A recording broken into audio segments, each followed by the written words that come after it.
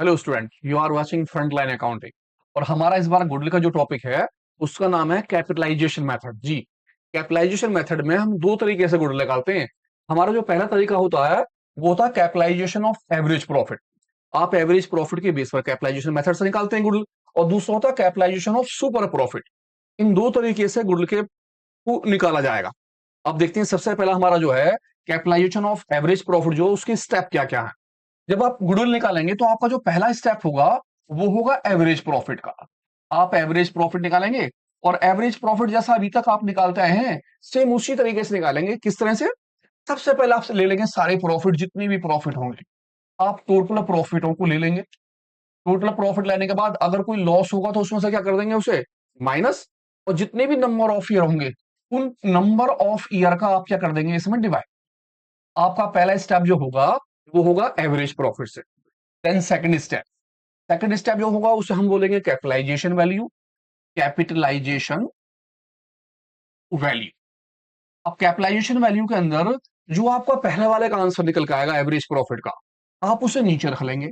आपका average profit का जो आंसर निकलेगा आप उस आंसर को नीचे रखेंगे और मल्टीप्लाई यहां करेंगे 100 अपॉन परसेंटेज। जी हाँ, 100 अपॉन परसेंटेज। ये परसेंटेज होगी नॉर्मल रेट ऑफ रिटर्न की, लेकिन यहां पर अपोजिट चलेगा। आप परसेंटेज ऊपर नहीं लिखेंगे। जब आपने सुपर प्रॉफिट मेथड करा था तो उसमें परसेंटेज नहीं ऊपर रहती थी, यहाँ पर उल्टा होता है, यहाँ पर 100 ऊपर रहता है और परसेंटेज नीचे। इस तरह से आपका सेकंड स्टेप निकलेगा जिसे बोलेंगे कैपिटलाइजेशन वैल्यू। देन आपके पास थर्ड स्टेप होगा। थर्ड स्टेप जो है हम इसे बोलते हैं टोटल एसिड्स। टोटल एसिड्स, इसका एक नाम और भी है, मैं अभी आपको आगे बताता हूं उसका दूसरा नाम क्या है। पहले लेते हैं टोटल एसिड्स। टोटल एसिड्स में जितनी भी आपकी एसिड्स होंगी आप सभी एसिड्सों को लिख लेंगे और इसके अंदर से आप माइनस कर देंगे जितनी भी आपके पास क्या होंगे, लाइबिलिटीज। आप इन सभी लाइबिलिटीज को इसमें से क्या कर देंगे, माइनस। जी हाँ, सभी एसिड्स में से सारी लाइबिलिटीज माइनस कर देंगे तो आपका ये निकल के आएगा टोटल एसिड्स, जिसे हम कैपिटल एम्प्लॉयड भी बोल देते हैं। देन थर्ड के बाद आ जाता है 4 नंबर। 4 नंबर में आप लिखेंगे गुडविल। अब आपकी गुडविल का जो निकलेगा, आप सेकंड वाले स्टेप में से कैपिटलाइजेशन वैल्यू में से थर्ड वाले स्टेप को टोटल एसिड्स को माइनस कर देंगे। सेकंड स्टेप है आपका कैपिटलाइजेशन वैल्यू। आप कैपिटलाइजेशन वैल्यू में से माइनस कर देंगे अपनी नेट एसिड्स। आपकी जितनी भी एसिड्स नेट्स आई हैं आप इन्हें माइनस कर देंगे। यहां पर परचेज ईयर की मल्टीप्लाई नहीं होती। जी हाँ, परचेज ईयर की मल्टीप्लाई नहीं होती है। कैपिटलाइजेशन वैल्यू से नेट एसिड्स माइनस कर देंगे और आपका क्या निकलेगा, गुडविल। तो फॉर्मूले को एक बार फिर दोबारा से देखते हैं, ध्यान से फिर देखिए फॉर्मूला। सबसे पहले क्या, कैपिटलाइजेशन ऑफ एवरेज प्रॉफिट। आप क्या निकालेंगे, एवरेज प्रॉफिट। जितने भी आपके प्रॉफिट होंगे सभी प्रॉफिट को आप ले लेंगे। सभी प्रॉफिट में आप नंबर ऑफ ईयर, 4 साल है तो चारों साल के प्रॉफिट जोड़ लेंगे, 4 का डिवाइड।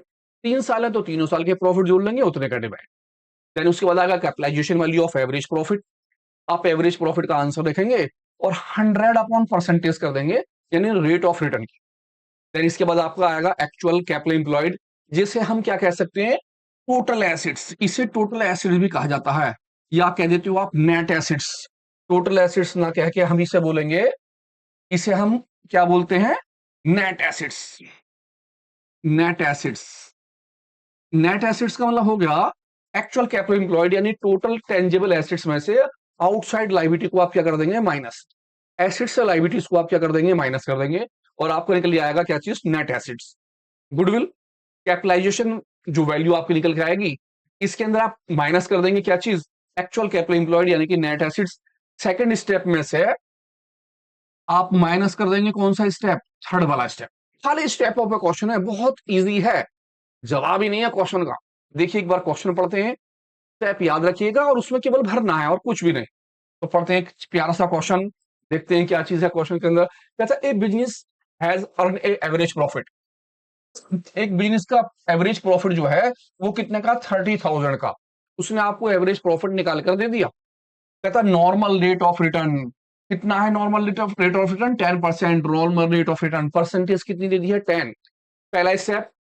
दूसरा स्टेप कहता find out the goodwill by the capitalization method. Assume कीजिए आप, आपके बिजनेस में टोटल एसेट्स जो हैं वो 3 लाख रुपए की है और लाइबिलिटीज जो हैं वो कितने की है, 50,000 की। Step number third. तो भरते हैं अपना स्टेप। आ जाते हैं सबसे पहले चारों स्टेपों को पहले लिख लीजिएगा फटाफट, दो दो लाइन छोड़कर।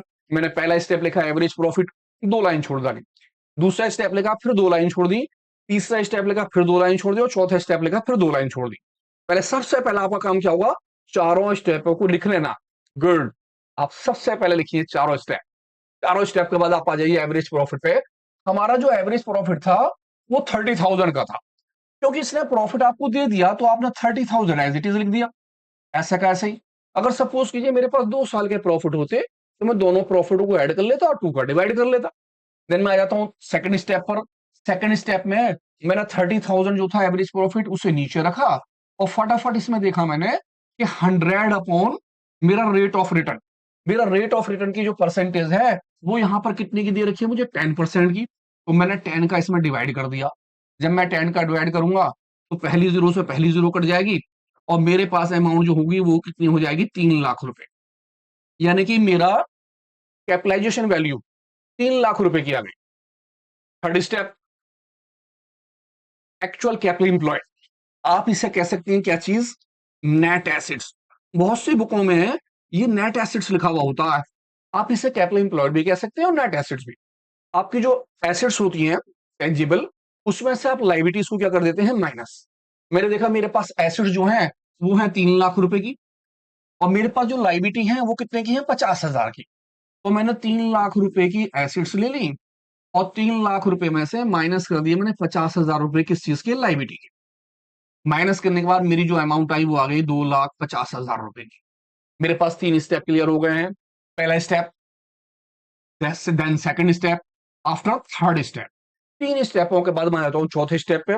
निकालनी है मुझे गुडविल कैपिटलाइजेशन वैल्यू, यानी कि स्टेप नंबर कौन सा, सेकंड वाला। मैंने सेकंड स्टेप के पैसे रखे यहां पर 3 लाख रुपए। उसके बाद मैं आ जाता हूं माइनस एक्चुअल कैपिटल एम्प्लॉयड, यानी कि स्टेप नंबर कौन सा, थर्ड वाला।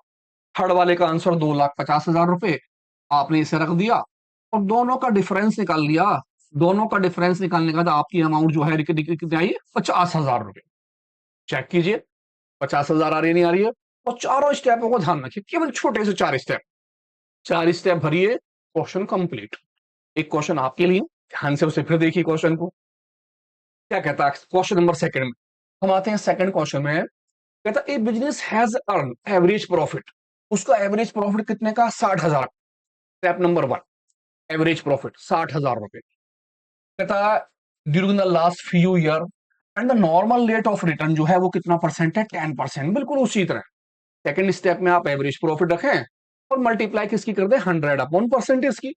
आगे कहता find out the goodwill by the capitalization method. Assume कीजिए कि आपके पास एसेट्स जो है वो 6,50,000 की और आपके पास जो लाइबिलिटीज हैं वो कितने की है, 1 लाख रुपए की। तो फटाफट इस क्वेश्चन को आप खुद कीजिए और देखते हैं आपका आंसर क्या निकल कर आता है। उम्मीद करता हूं आप पहले वाले स्टेप को देखेंगे चारों को और करेंगे। तो स्क्रीनशॉट ले लीजिए, खुद कीजिए, बहुत ही अच्छी तरह आंसर आएगा।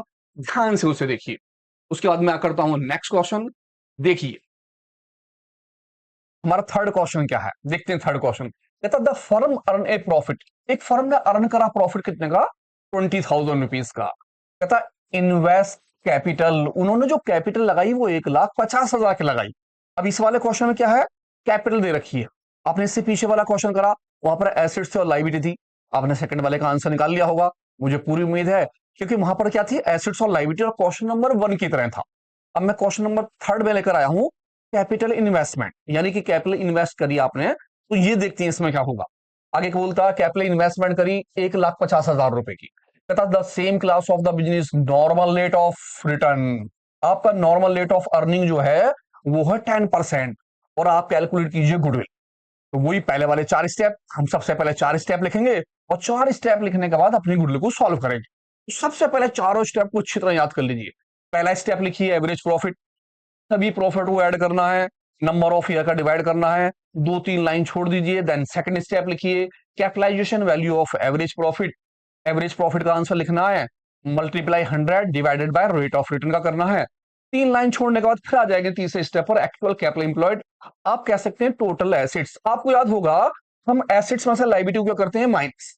देन इसके बाद हम लाइन छोड़ने के बाद फिर आ जाते हैं गुडविल पे और लिखते हैं capitalization value of average profit minus third वाला स्टेप एक्चुअल कैपिटल एम्प्लॉयड, या टोटल एसेट्स भी आप कह सकते हैं इसे, या नेट एसेट्स भी कह सकते हैं। तो बताऊं पहले स्टेप पर, मेरे पास जो प्रॉफिट है वो 1 साल का प्रॉफिट है, तो मैंने सबसे पहले क्या करा, 20,000 का प्रॉफिट रखा, क्योंकि 1 साल का प्रॉफिट तो मैंने 1 का डिवाइड कर दिया, और मेरा आंसर जो निकल के आया वो कितना निकला, 20,000 रुपए। अगर मेरे पास 2 साल के प्रॉफिट होते तो मैं दोनों को ऐड कर लेता और 2 का डिवाइड करता। मेरे पास 3 साल के प्रॉफिट होते तो मैं तीनों को प्लस करता और 3 का डिवाइड करता। मेरे पास 4 साल के प्रॉफिट होते, जिसमें से 3 साल के होते प्रॉफिट और 1 साल का होता लॉस, तो मैं तीनों सालों के प्रॉफिट को प्लस कर लेता और लॉस को कर देता माइनस, लेकिन डिवाइड करता 4 साल का ही, क्योंकि सारे मिला के 4 होते। ये बात आप ध्यान रखिएगा। आगे बढ़ जाते हैं, आते हैं capitalization value of average profit.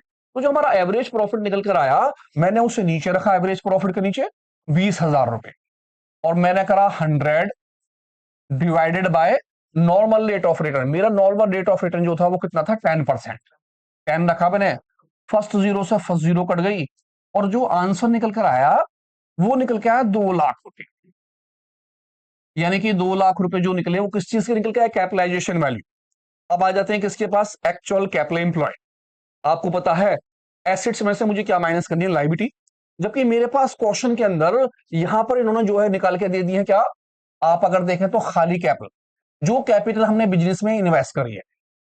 11th class में आप चैप्टर करते थे अकाउंटिंग इक्वेशन, वहां आपको ध्यान होगा, आप करते थे capital equal to assets minus liability. अगर आप एसेट्स में से लाइबिलिटी को माइनस कर लेते हैं तो वो क्या निकल कर आती है, कैपिटल। जस्ट सेम कंडीशन, यहां पर आपको कैपिटल दे रखी है, और जो कैपिटल दे रखी है वो कैपिटल आपकी क्या कहलाएगी, कैपिटल एम्प्लॉय। तो इसीलिए आप जो है एसेट्स लाइबिलिटी माइनस नहीं करेंगे, और जो आपको कैपिटल इन्वेस्टमेंट के पैसे दिए हैं 1,50,000 रुपए, आप एज इट इज यहां रख लेंगे, क्योंकि इसका मतलब है उसने आपको कैपिटल निकाल के दे दी, और कैपिटल जो है वो एसेट्स में से लाइबिलिटी माइनस करने के बाद आती है। इसका मतलब हुआ कि नेट एसेट्स या कैपिटल एम्प्लॉयड, इसका मतलब कैपिटल इन्वेस्ट ही होता है। अगर क्वेश्चन के अंदर एसेट्स और लाइबिलिटी दोनों दी है तो आप दोनों को माइनस कर लीजिए। अगर नहीं दी है और खाली कैपिटल दी है, तो जो कैपिटल दी है आप उसी पैसे को कैपिटल एम्प्लॉयड मान लीजिए। देन आ जाती है हम अपने फोर्थ स्टेप पे। मेरा सेकंड स्टेप जो निकल के आया वो 2 लाख रुपए का निकल, तो मैंने सेकंड स्टेप में लिखा 2 लाख रुपए, और मेरा थर्ड स्टेप जो आया वो निकला 1,50,000 रुपए का जी। और मैंने दोनों को क्या कर दिया, सब्सट्रैक्ट। मेरा आंसर निकल के आया कितने का, 50,000 का। तो दोनों क्वेश्चनों में फर्क क्या रहा, पहले वाले क्वेश्चन में एसिड्स भी थी और लाइबिलिटी भी थी, तो आप एसिड से लाइबिलिटी माइनस करेंगे और कैपिटल इंप्लॉयड निकाल लेंगे। यहां पर सीधी आपको कैपिटल दे दी है, तो जो बिजनेस में कैपिटल दी है आप उसे ही कैपिटल इंप्लॉयड मानेंगे। भगवान ना करे वो 2 पार्टनर्स होते हैं तो दोनों के कैपिटल को ऐड कर लेते, इसी तरह से वो चीज कैपिटल इंप्लॉयड कहलाती। तो एक बार ध्यान से देखिए क्वेश्चन, स्क्रीनशॉट लीजिए, बहुत अच्छा क्वेश्चन है। पीछे एक बार फिर क्वेश्चन को पढ़िएगा। आते हैं नेक्स्ट क्वेश्चन की तरफ।